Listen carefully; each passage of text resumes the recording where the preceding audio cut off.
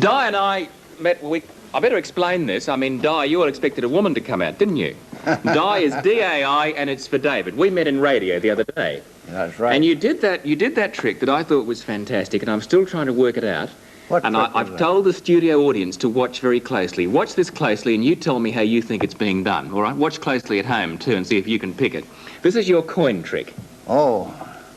Your silver coin trick. Oh, that's with the American $half? The American $half, oh, right. Well, as I told you, if I put that in my hand and turned my hand over and had it disappear, there'd only be one solution. That went up my sleeve. Right. Or it had a string attached to it or something. Now, but if I put it in your hand and it disappeared, that'd be a different thing. Now, just let the camera see. Are you right or left-handed? I'm right-handed. Well, hold it, close your hand tight and put it down this way. Now, I naturally, keep it on the table. On the table. Now, naturally, I can't get it. There's no possible way I can do that unless I use some subterfuge of some kind. Now, when I was in Sydney about 6 years ago, I got this kangaroo penny. See, it's got a kangaroo on it. Because they don't have any of those. Get a close-up of that. I just wanted to... They don't have any of those back in the States with the kangaroo and the queen on this side. Now, I discovered a very funny thing. If you put the queen up, nothing happens. If you put the queen up. But if you put the kangaroo up and do this, it jumps into your hand, and I have the $half, and you have the kangaroo. See if you got the kangaroo. Have you got it? Now, isn't that fantastic? I mean... I thought I knew what was happening in my whole hand all the time. Can anyone pick what he did there? Well, you relaxed for a little while, that was all. I was watching. Seriously, could anyone here pick... Did you get a chance to watch closely enough? Well...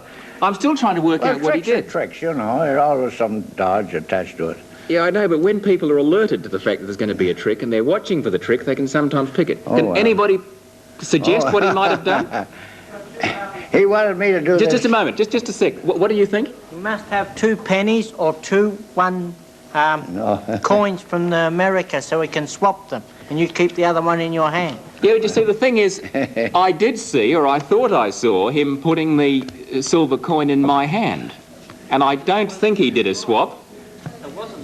Maybe he did. Well, I cheated. I'm still trying to work that out. Okay, now, you wanted me to do this pancake trick, right? The pancake trick. Well, this is you feel my hands. At my age, they're very dry. I missed my 86th birthday because I was crossing the international date line coming from Hollywood on the plane, so I had no birthday this year, so that's a pretty good way to cheat, isn't it? Yeah. You're like Philip Brady. Philip Brady was 40 last year, and he's 39 this year. Well, anyway, this is.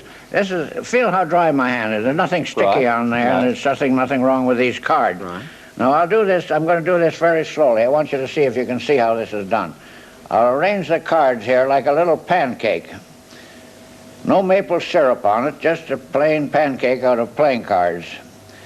Now, this is one of the exercises you have to take if you want to practice some card tricks, I mean better card tricks.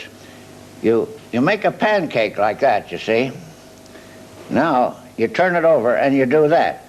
Now, you see the ring, there's no connection with the ring. There are no threads or rubber bands or elastics or anything. Is there any sticky tape on the no sticky cards?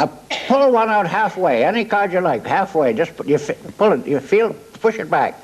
Pull any one back. You'll feel a tension on the card. Do you feel it? Yes. Now, look, I want you to be sure there's nothing on the cards, nothing on my hands.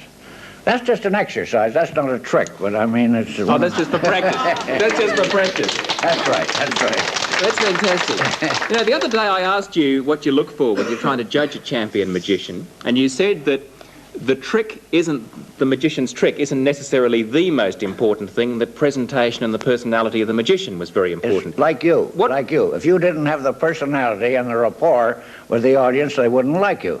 You have to be liked by the people who watch you. I mean, especially a magician.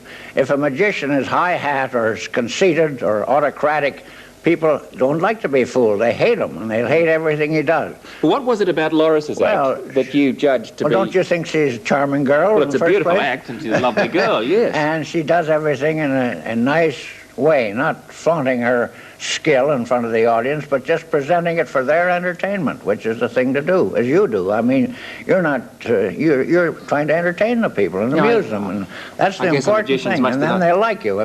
But if you try to lord it over them, they won't like it. And that's just as important for a magician. That's more important. Very interesting piece of advice. Right. Anyway, Vernon, have a good trip back to the United States. Just remember, you've got to cross the international date line the other way, so you're going to be a year older when you get home. Well, thank you.